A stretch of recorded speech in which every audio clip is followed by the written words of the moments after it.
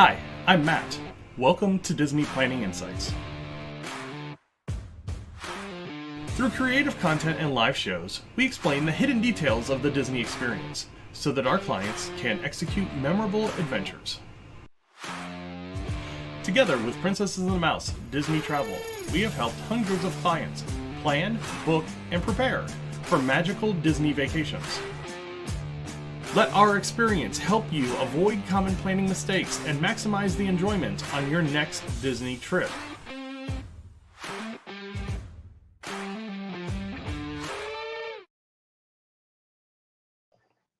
I really feel like the intro is going to need to be updated here real soon with some of the new content that we have. So yeah, I've got Peter with Princesses of the Mouse Disney Travel. He's booting up on the other screen. But did want to give you guys a quick subscriber update. So we are on our quest to 1,000 this year. I really think we've got a good chance of getting there. As of today, we have 797 subscribers. So big weekend, almost a 20 subscriber weekend, which is awesome. I want to thank you guys all for subscribing. Like I said, my alerts aren't up on the side, so next week I will give shout outs to everybody that made themselves public. So again, thank you guys all for subscribing and everything that you do there. Looks like he's having some camera difficulties over there. As far as show tonight, we've got a lot going on. We've got all the news that came from South by Southwest.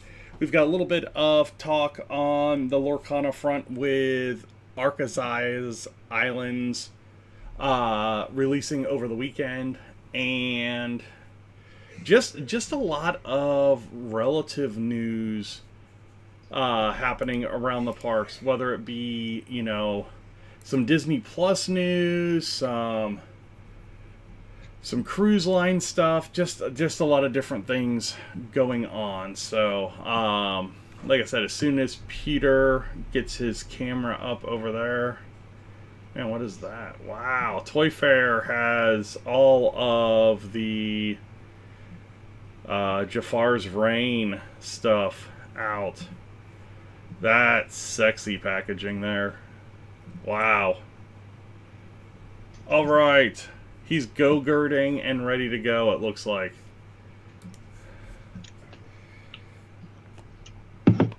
Let's jump on there. Mr. Salvadori, how you doing tonight?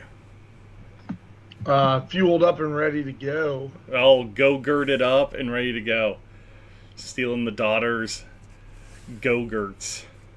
She got way too many strawberry Go-Gurts because my son doesn't eat them. I got all these strawberry Go-Gurts just lying around. All right, so it's been a couple of weeks. Yeah, you got sick. I know. I got really sick. Like 3 days down sick. It was a tough one, and that was vaccinated too. So yeah, it was a rough one this year. But yeah, lots going on. I want to go ahead and jump into a lot of the stuff that came from South by Southwest because DeMauro was there, Robert Downey Jr. was there. There was a lot of big Disney influence at South by Southwest, and a lot of the talk was about some of the new rides that are coming. So first off, they talked about the new expansion to Avengers Campus. So go ahead and break down kind of what they're adding over at Avengers Campus. Well, I'm going to be completely honest with you and tell you that I have been hella busy. I can tell you what Adventures Campus looks like right now and what they're adding into the big show building, but anything else that has come along, you're going to have to help me along with it. But 100%. Right now, the Avengers Campus so first of all, the Avengers Campus is in California Adventure in Disneyland, and laying out the park for you just a little bit, it is as you're kind of coming through the gates over to the left-hand side. So you'll find the Avengers Campus, you'll find the Cars Land, and then you'll find Pixar Pier as you kind of go up the left side of the park. over in California Adventure. And right now you have the Spider-Man Web Slinger ride, which is awesome. It's cool. It motion captures you going like this, and it's an interactive video game type screen where you're shooting the spider bots off. It's super fun ride. Really, really fun to do with that motion tracking software interacting with the ride. And then outside of that, there's Pim's Test Kitchen, which is a little restaurant and drink area. There's a little outside bar as well as an inside quick service restaurant, and not really much else. You've got Mission Breakout. Musical. You what? Mission Breakout. Yeah, I don't even think about that as Avengers Campus because to me that's Tower of Terror rethemed. Yeah. But yeah. So you also, right, as Matt said, you have the Guardians of the Galaxy Mission Breakout, which is a very, very fun ride. The whole lobby, if you're used to Tower of Terror, the whole lobby area is themed like the Collector's area because that's the theme of the ride. The Avengers, not the Avengers, the Guardians of the Galaxy have been captured by the Collector, and you are going to work along with Rocket to break them out. Hence the mission breakout aspect of it. And so in addition to that, there's a show building, there's a couple of meet and greets and stuff. But in this big building where right now they just run kind of a little show that interacts, and they have this cool Spider-Man animatronic that goes and does some stuff. They are building a track system ride with similar technology to that of Rise of the Resistance and everything like that. So think the Ratatouille ride as well as the Rise of the Resistance ride. So kind of like this trackless car ride, Mickey and Minnie Runaway Railway type of a deal. That's supposed to take you through some Avengers stuff. So Matt apparently has more than that because I knew that ride was in the development. So what else is there besides that ride that's in the development? Yeah, Matt? so that big ride that's in development is going to be called the Infinity War. And that's going to be kind of your race through time and space to defeat Thanos.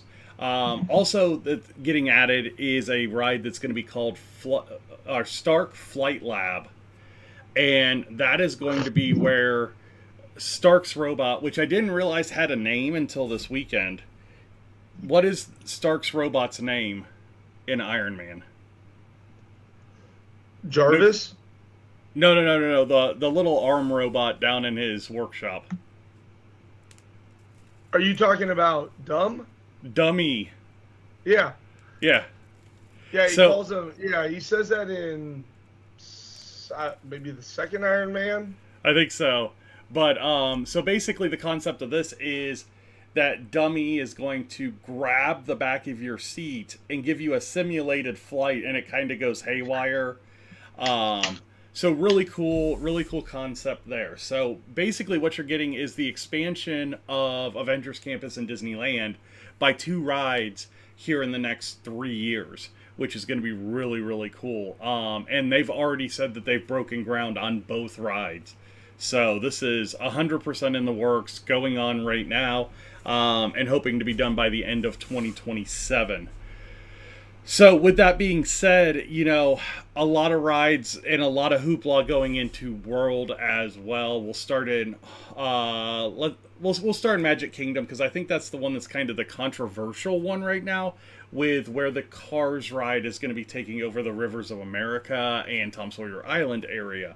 They released a lot of footage of kind of their field testing and kind of some of the steps that they've taken to develop this Cars ride, and kind of shed some light on what's going to happen with this ride. So if you watch the Imagineering show that's on YouTube, they released a bunch of like, hey, this is what we did. We went out and we rented these ATVs and went over all this terrain and all this kind of stuff to kind of get the simulated feel. And then they had a motocross team come in and actually build the track for them, the test track for them. So they've taken these ATVs and they're running these ATVs over this test track, and it looks really cool. But what they're going to end up doing is it's going to be a tracked ride, but each car is going to interact individually on that track. So some cars, or some of the cars, are going to take the hills a little faster to give you a feel of almost jumping over the hills. Some of the cars are going to slide through the turns. So they're all going to have their own little personalities. They're all going to have their own numbers and all that kind of stuff. So the ride is going to be very different car to car. So something cool to think about when we're riding on that ride. And that's one that they're still in kind of the permitting / pre-construction phase over at Walt Disney World at Magic Kingdom. The one I'm super excited about, and I don't know if you saw the concept for the door coaster, the Monsters Inc. door coaster, they released what the load area is going to look like. And that load area is going to be amazing. Absolutely amazing. So what did you see, Peter? Well, so what I've seen is that essentially, so we already knew prior to all this that the Monsters Inc. coaster was going to be a suspended coaster. And, you know, there's been suspended coasters before, but this is going to be the first suspended coaster with a vertical lift. So what I saw, and then you can kind of back this up and fill in any gaps that you feel like I make, is the coaster is going to be kind of run into the station, and you're going to have your load gates, and you're going to go sit down in your chair, and then it's going to pick you up like I don't even know what to kind of almost like the doors in the Monsters Inc. movie. Yeah, well, exactly. Yes, like picking you up. But I'm thinking like mechanism-wise, I'm thinking it's kind of similar to like Soarin', where you just kind of get brought up onto the ride track, and then it looks like your door is going to turn. Again, what Matt's saying, right? You think about the movie where the door gets picked up, turned, and then sent off, and it looks like that. So you're going to sit down in your door, and it's going to pick you up, turn you, and then off you go on the roller coaster ride, which is going to be very, very similar to that door scene towards the end of Monsters Incorporated, where Sully and Mike are trying to get to Boo's door that's been sent up and away, and blah, blah, blah, blah, blah. So I've really cool, really innovative. It'll be the first ever vertical lift for a suspended coaster, which is cool to say that we're breaking boundaries and all that stuff. And the load station's actually going to have 4 sets of trains in it. So they're going to be able to load 4 sets of trains at a time. And once you get into the show building, you're going to see other trains in that show building. But really what got me is if you look at the animation, you load flat, and then it picks you up flat like the door, and before you go into the tunnel, into the show building, the car turns, and then it's more like a standard suspended coaster like you're used to seeing. So really, really neat concept there. So super excited with that. But that is going to be, it's going to be an enormous room to have 4 of those coaster hoists basically in there. So yeah, that's going to be super, super cool. Also, South by Southwest, we got information about Millennium Falcon Smuggler's Run. And the big news with this is it is going to have a Mandalorian and Grogu mission starting May 22nd, 2026. why is that an important date? Because that is when The Mandalorian and Grogu is going to release in theaters worldwide. So that is going to be super cool that they are creating a whole new show sequence for Smuggler's Run. Because right now it's been the same show since day one. They haven't really changed it at all. Unless you can get it into Chewie mode. That is one way. All right, World of Color Happiness is going to be the water show at Disney California Adventure for the 70th anniversary this summer. I would imagine it's going to start in July, just with everything else. But it's going to have original songs from Boyz II Men. Oh, no. Original song from Fitz, and Boyz II Men is going to do a rendition of Rainbow Connection. So that's going to be super cool. World of Color 1, one of my favorite night shows at any Disney park, so definitely worth the watch over there. Also, Disneyland 70th, Duffy and Shelley May will debut with other favorite Disney characters in the Celebrate Happy Cavalcade. So Duffy and Shelley May are huge characters over at Shanghai. They're going to be making their American parks splash with this cavalcade, and this is going to start on May the 16th of this year. So definitely a lot of things coming if you're going to have a chance to get out to Disneyland this summer. Really worth it. They do the celebrations really well, unless it's Disney World's 50th. Just happened to be during COVID. What else do we have? Permits filed for Rock and Roller Coaster. Just painting stuff, it seems like. The transition to Muppets is happening soon. Not right now, but it looks like they're going to keep the... Okay, what are your thoughts, Peter? That sounded like a big sigh over on your side.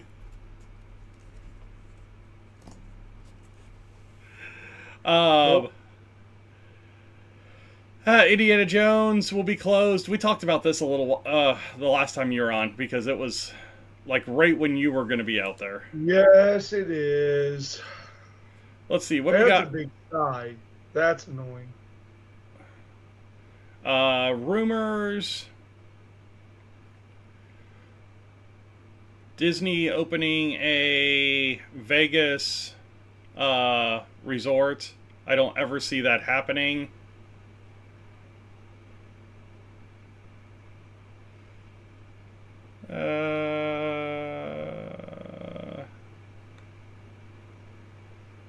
Yeah, I don't see Big Thunder Mountain, Retrack.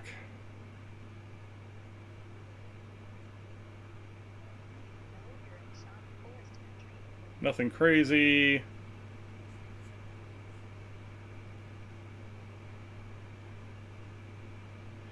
Not a whole lot, like, rumor-wise going on right now. Just because there's so much actual news, there's just not a lot of rumor stuff.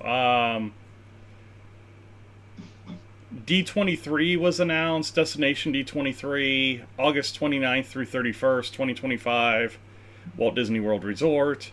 On sale dates are coming next month, which seems late. I really thought that it was like middle of March is when D23 tickets went on sale, but next week is middle of March. Yeah, but we're talking about a month out still.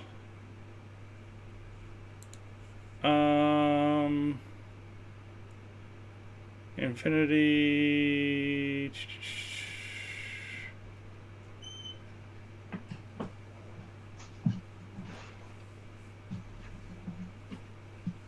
The at today's D23 Gold member event celebrating Space Mountain, it was confirmed that nothing is lifted from the Anaheim version of the new Indiana Jones attraction for Disney's Animal Kingdom. So it's going to have a completely original story that fits the park, which is cool.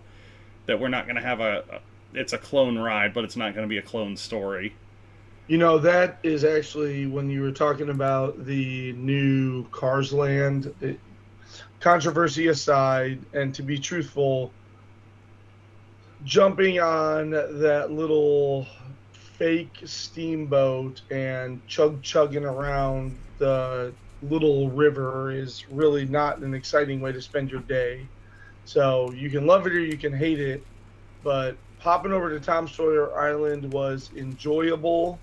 So I'm going to miss that. But outside of that, it's very exciting for Cars Land to go in to that filled-in area.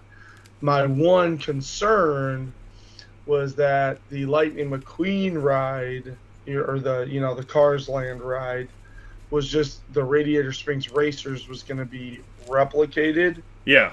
And so the fact that it's not, that it's more of Raul Sarul type feel, Yep. more of an outdoor dirt track type feel, is very exciting to me. That it's not just going to be Radiator Springs Racers, which, by the way, if you have not had an opportunity to go on Radiator Springs Racers, it is a fantastic ride. Top tier attraction. It is. Yeah, you just straight up board a car and fall into a scene from the movie, basically. Yeah. So it's exciting that it's not. And so the same token that you're just saying right now, it would be a shame to rip apart Dinosaur just to emulate the travel through that Forbidden Temple. So based on concept art, it seems like, I don't know what the premise is going to be, but you're going to be going through a rainforest jungle as opposed to some Aztec-y type temple, which is really, really great. Because I am not kidding you when I tell you that Little Mermaid, the ride itself, queue line aside, the ride itself for Voyage of the Little Mermaid is a absolute carbon copy, as well as all of Galaxy's Edge. Yes. Is an absolute carbon copy. So I'm glad that we're not just getting more Control C, Control V going on at the American Disney parks. Oh, 100%. 100%. Like to see that imagination. You've got this whole team that's called Imagineers. Let's use some of that brain power and create something new. So maybe they're out of brain power. I would love to inject some brain power into Imagineering if they need it. I will donate my brain. Give us a call. Yeah. Let's see. What else do we have going on? Topiaries are up for Flower and Garden. Flower and Garden started yesterday or 2 days ago. Yeah, so new topiaries. The Moana topiary is probably the big attraction with Maui and Pua and Moana and Hey. And the Moana's oar and Maui's fishhook light up, which is really cool.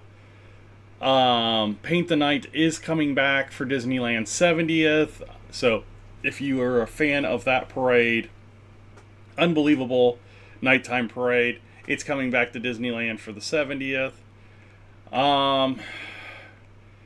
Universal has extended their cast member previews. And some of the stuff that's coming out of those is unbelievable. How cool those areas are going to be. So, yeah. Excuse me, this is a podcast about Disney, sir? Yeah, I know. But, I mean, when you have direct competition... competition... You're not wrong. Epic Universe looks amazing. Yeah, and they've already announced that, hey, we know what the next portal's going to be. So they know the direct counter to the counter already. So yeah, it's Universal's got their ducks in a row right now, and they're ready to go over the next 10 years. they're firing shots. Yep, Disneyland Paris announced dates for their Halloween and Christmas celebrations this year. Halloween is going to run, or their fall festival is going to run from October 1st through November 2nd. Their Christmas season is going to run from November 8th to January 6th. So if you get a chance to go overseas to that park, they have already announced their festivals, so that's also pretty cool there. Anything you're seeing, Peter? Deal-wise, are you seeing anything weird travel-wise? You what? I said, are you seeing anything weird travel-wise? No, not really. Just trimming along. I did feel there was, I think I might have mentioned this on the show a few weeks ago. I was surprised at the deal availability all the way into spring break. At Disney World specifically, early April especially, I was able to get quite a few things available hotel-wise that I didn't feel like normally would be the case. But outside of that, I mean, the big things are the concept art for the Monsters Inc. coaster, that Mando and Grogu mission, and then the nighttime parade, which we talked about a couple of episodes. More details are being released on the floats. There is a really awesome looking float inspired by Coco, yes, where Mama Imelda's Alebrije is Pepita, I think is the Alebrije's name. Pepita is out larger than life underneath a bunch, kind of standing up and over a bunch of those flower petals with the dead area, the big neon dead area back behind it. So that looks really cool. So I'm looking forward to more of those nighttime parade images as we gear up for that coming along. That's going to be really cool to see. That's honestly one of the major draws of the parties, is being able to get to those exclusive nighttime parades. And it'll be exciting that there's this nighttime one coming all the time. Yeah. And outside of that, not too much in terms of offers. There's some stuff available, but nothing really out of the ordinary or new, outside of what's been in place for a little bit. All right. Well, that is the news. Let's go ahead. Let's jump into a top 3. That's the news. Business trip. Did the people move around? It does tingle a little bit.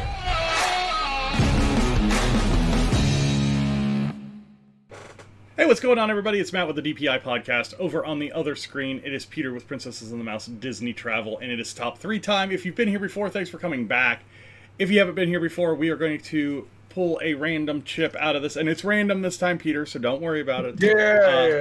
Random chip out of this black bag. We have 30 seconds to come up with our top 3 answers to the category that the chip leads us to. And this week we are going to have chip number 18. This is a good one. I think we're far enough away that this one makes a lot of sense.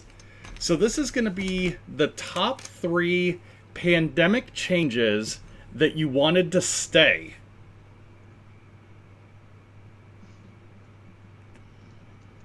You've got 30 seconds. Thinking about taking a trip to Disneyland, Disney World, maybe a Disney cruise, or one of the other amazing Disney destinations? Contact me at Princess of the Mouse, and I'd love to work with you on your itinerary to the most magical places in the world. You can contact Princesses and the Mouse Disney Travel on Facebook at PATM Disney Travel. All right. This is an interesting one. Peter's like, I want no part of this one. There's not. So I just want to make sure I'm thinking correctly. So in 2020, in order to reopen, Disney, whether it's World or Land, instituted some changes, which, first of all, were not that many, just for the record. There were quite a few. I mean, there's still things that haven't come back yet. Right, but you said changes you want to stay. Yeah. That list gets really small. Things that happen that you wouldn't mind dealing with now. I just don't know if there's that many. I know what my number one. I know like 100% what my number one is on this one. Right, it's probably the same as my number one. That's my point. There's not 6 things to talk about. Yeah, I think there is. I think. Well, there's then 6. why don't you go ahead and start, Matt Heidel? So who clearly I think just made up what number 18 is. I did not clearly make up what number 18 is. So I'll go ahead and I'll start with I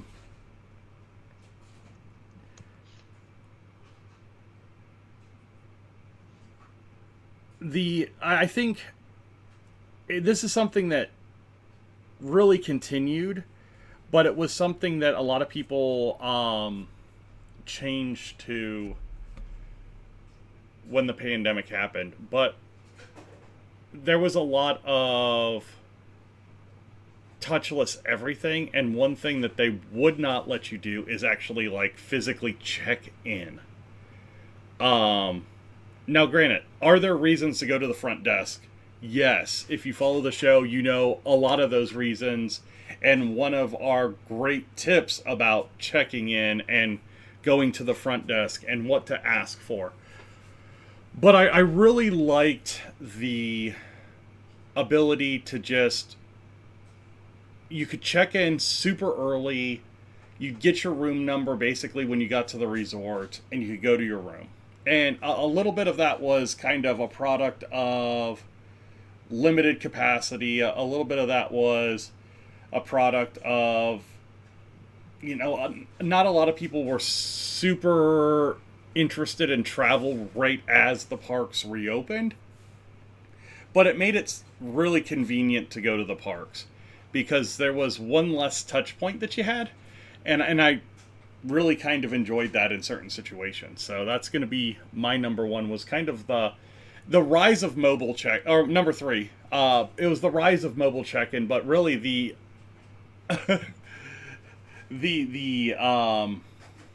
mandatory mobile check-in that you had to do. So Peter, what is your number 3? Okay, yeah, so with you doing your number 3, I kind of get it. Like, mobile check-in was available, but not a lot of people took advantage of it prior to COVID.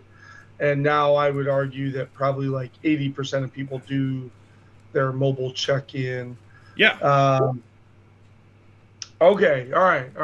So I am gonna take. We'll see if we get 6. I don't know. This might peter out. Thank you. I actually would not mind if there were lines on the floor that would keep people the hell away from me.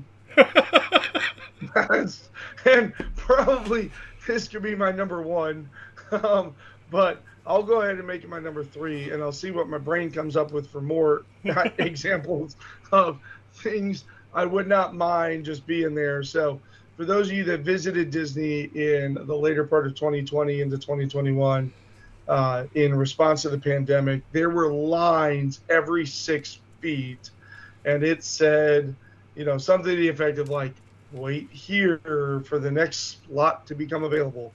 And now there were still exceptions to this, little rambunctious kids would still invade your personal space, but it is kind of nice not sitting there like, if a little gap opens up in front of you, you feel obligated to move up there, and you didn't have to deal with nearly as much of this whole, little kid bumps into you because they're not paying attention, because mom and dad are talking about how much money they spent on lunch because they didn't get the dining plan, and they didn't get all of the fast passes because they're staying off site. So now their day is ruined and their trip is ruined, and they spend so much money. And so little Tommy Jackass runs into the back of you and kneecaps you. And so I will say that one change that wouldn't be terrible to keep around would be little group markers that tell you where to stand as you work your way through a standby queue line. Matt, go. All right, my number two. My number two is kind of on the same wavelength as your number three, but the removal of fill in all the available space was awesome. Being able to breathe in some of those queue lines was unbelievable. I mean, yeah, don't talk about the queue lines though. Talk about the crowd collection points, like Guardians of the Galaxy, Haunted Mansion. Yeah, that would be good one. But yeah, I mean, all of that, fill in all the available space was gone during COVID, and on top of that, you know, when you loaded into your load house, it was like every other row was getting filled as well. So I mean, just the absolute space. And again, it was a necessity of limited capacity for them to think they had to sanitize the ride every half hour. I mean, things that we look back on and say, man, that was ridiculous. Nobody knew at the time what was going to happen. So, you know, Disney just kind of looking out for themselves, instituted a lot of these changes. Now, one thing I will say is those tall ass barriers in some of those queue lines, like Jungle Cruise, I couldn't fit. I had to walk sideways through that, and through the Three Caballeros, the Grand Fiesta Tour. I had to walk sideways through those ones because my shoulders would be glass on glass all the way through. But yeah, just that you didn't have a cast member just kind of down your throat, just trying to pack as many people in that line to get people off of the main thoroughfares into a queue. So that is my number two. Peter, where are you going with your number two? Yeah, I actually like that one, and you're right. It totally piggybacks off of mine, but it was like, for example, the Haunted Mansion stretching room during COVID. There were little dots on the floor, and your party got sent to a dot, and there were all of like maybe 10 dots in the whole room. And so then the other door would open, and it was back to like slow and steady, kind of working your way up to go then ride on your Doom buggy. And that was a treat, because in any of those rooms, you know, whether you talk about Haunted Mansion or Tower of Terror or Guardians of the Galaxy or any of those queue up and then go rooms, Rise of the Resistance, like, it was just nice that it wasn't ass to elbow, sweaty people who are neglecting personal hygiene because they're waking up at 6 a.m. and going to bed after midnight. Oh, that, you know what? Okay, this is a decent topic, folks. Peter's coming around. We're realizing some of our triggers right now that we're completely gone. So I'm gonna go along the same lines, and it's still kind of here, but also kind of not here. And the park reservation system came about as a result of the pandemic, and you still today, if you have non-date specific tickets or are not staying on site, you still have to take your tickets, link them, and reserve a park, which is nice that Disney has awareness of capacity levels to ensure cast member staffing. And that was the real big thing. in the pandemic, it wasn't necessarily about the number of people, although that might come up in our number ones. It was more about ensuring healthy staffing and making sure that enough attractions were available, enough ride vehicles were on the tracks, et cetera, et cetera. And so the park reservation system, I don't mind it. And honestly, as long as there's a little bit of flexibility and fluidity in it, having that park reservation system just so Disney can ensure their staffing does make a lot of sense from a consumer standpoint, but definitely makes a lot of sense in terms of the business standpoint. So I am going to go with that the pandemic introduced the need. They took some stuff away, which that would be a much more fiery top 3 than the current one you're getting. For those of you watching this, would be the things they took away in the pandemic. Yeah. But it was nice to kind of plan your trip and say, I'm going to start here, I'm going to do this, and all of that stuff. Yeah. Kind of lock some pieces in. I still like. I have a client going in 20 days, and they had to get a different ticket type, so I had to book them park reservations, and it was just kind of nice. Like it lets you visualize your vacation. So.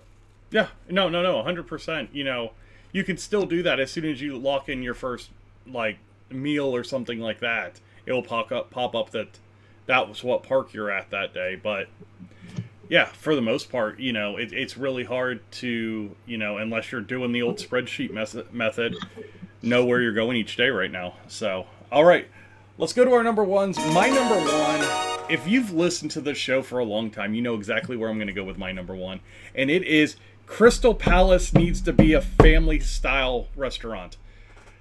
The elimination of buffets during the pandemic was the most glorious thing that Disney did. That's actually a good one. I'm just going to interject here real quick and then let you keep going. That is a good one. The fact that the buffets were gone and they were delivering plates of food, I didn't even think about that change. This is a solid number one. Crystal Palace's family-style lunch and dinner was unbelievable. It was pot roast and ribeye and fried chicken, and just it was fantastic. You had shared sides, you had shared appetizers, and then you picked your own protein. And then at the end they gave you shared desserts. And your table just shared, and it was a big old family style meal other than your entree, and it was fan freaking tastic. Hollywood and Vine was the same. The best food I've eaten from Hollywood and Vine was when my friend, my daughter, and I went during the pandemic. We had Hollywood and Vine, and the menu, there was this delicious risotto, and there was a salmon dish, and now you just go and you're like, cool, chicken nuggets. Hey, shave me off a little bit of that pot roast. Thanks. Yeah, but I mean, during COVID, they brought it to your table. And you lost the characters. And I think that was the big trade-off, is you didn't have the characters, but still, those meals were worth the money. The characters were there. They were just waving from a distance. You don't want to stop at that table because they are feeding their face. But no, that is the one thing that I think if they would have learned, they could have turned a few of those buffet-style restaurants into family-style and really gotten away with something glorious. Just one of those happy mistakes during COVID. But that is 100% my number one, is that Crystal Palace family-style meal was fantastic. And even if they brought it back for hey, we're going to do this from Thanksgiving to Christmas, I think it would sell out every day. I mean, it was that good. So, no, that's my number one. So, Peter, before you get to your number one, where can people find you? The thing scrolling on the bottom all episode. Yep. Was that pretty good? Right now, yeah. Website's there right now. So. Oh, I did it. I pointed down and it was there. Yeah, fill out the travel information request form. I'll be happy to check it out for you, get in touch with you, and talk about all the things you want on your vacation. As you have seen, if you subscribe to our podcast and have watched a few of our shows, Matt and I know a thing or two about traveling to Disney properties, and happy to take that and do all of those little things so that everything is set up for you to just go enjoy yourself, get those things booked, even write itineraries, book dining, all of those different things. So happy to help you with all that. Yeah. My number one is all of these hinge around like get people away from me, just for the record. Because like with the park reservations, you could also bring up like Disney's capacity was about 30 to 40% of usual. Yeah. And so just walking through the common areas were just open, being in the ride lines were not crazy. And so my third one, my number one, and all of my three are kind of in line with one another. I didn't like the plexiglass all over the place. You and I have already laughed about that once. But I did like the elimination of Ubering Disney attractions and transportation. Yes. And what I mean by Ubering is, of course, that Uber is a rideshare program. And what I absolutely hate is when I'm on a bus and this family is standing where, you know, dad's legs are wrapped around my legs, and I feel like we should be in Chandler Bing's dad's burlesque house, right? I just like, give me some space, back off, or like getting into the Skyliner with a group of four, so they throw another group of four. Like, I got in the Skyliner so I could spread out a little bit with my family of four. And I understand that you got a ride, you know, you've got a line to attend to, but just let me have my space, right? During COVID, yeah, no doubt, you and your family alone were going into the Skyliner. During COVID, no doubt, you and your family were getting that row of that ride. I mean, I remember my wife and I were on an anniversary trip, and it was at a party, and I remember we got and we sat down for Pirates of the Caribbean. It had a 10-minute wait, and they put another couple with us that were also not small humans, and I spent the entire ride hanging out the passenger side like some scrub, trying to holla at Barbosa and Jack Sparrow. TLC reference on the show tonight. Watch Thank out. you. I thought I did pretty good. But painting the picture, it was literally me, like, here's the row, and I like spent the whole Pirates of the Caribbean ride out here. And so just back to the spacing of it all, and basically all of Matt and my, you know, outside of that restaurant one, that was brilliant. Just the space of it all. Less people in the parks, space in the queue lines, space on the ride vehicles was just like, you could not put a price on that experience.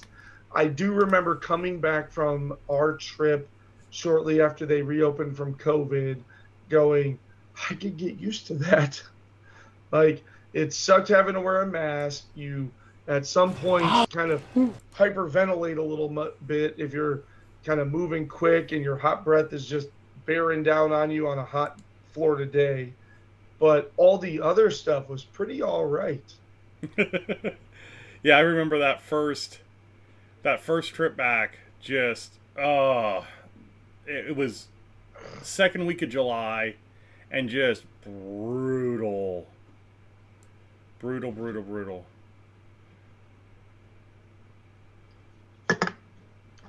there weren't a lot of people there.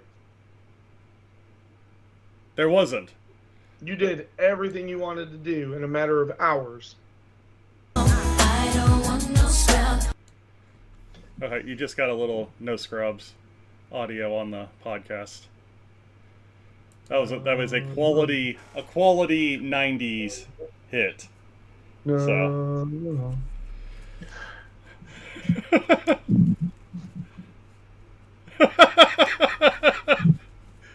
Just over there jamming. Well, Peter, another good top 3. Weird topic, but I think that's what makes this segment really fun. Is the topics are kind of all over the place. I was really hoping for 25 this week because 25 is one of our favorite things to talk about, and it's rides that deserve a makeover. I got my number 1, and you can't steal it. I know. But yeah, we've got a lot of good topics, and if you have a topic that you want us to try and create a top 3 on the show, send it to us down on the website. 18's open. And we will definitely attempt it. That is for sure. But want to say thank you guys for showing up this week and liking and subscribing and everything else that you do. Excuse me. Like I said, we are, I say inching close to 1,000, but in all reality, we're in dead sprint mode right now. This year we've had 180 subscribers. And that's in less than 3 months, which is unbelievable. So, well, again, say thank you very much for everything that you do for the show. Very much appreciate it, and we will talk to you guys next week. So, bye now.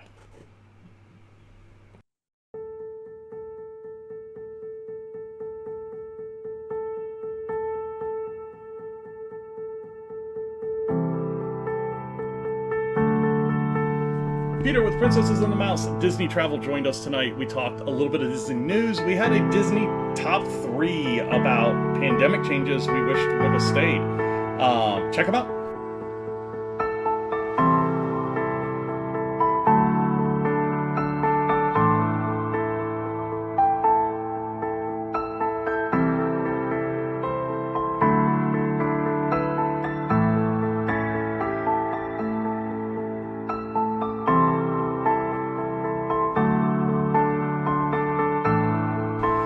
If you're looking for us on social media, you can find us in a lot of different places. The easiest is going to be over on Facebook, at DPI Podcast on Facebook for the show page, at PATM Disney Travel for the travel page. If you're on the Twitter X box, you can find us at Disney Insights. We also have the Instagram, the Twitch, the YouTube, all the other ones. Go find us somewhere.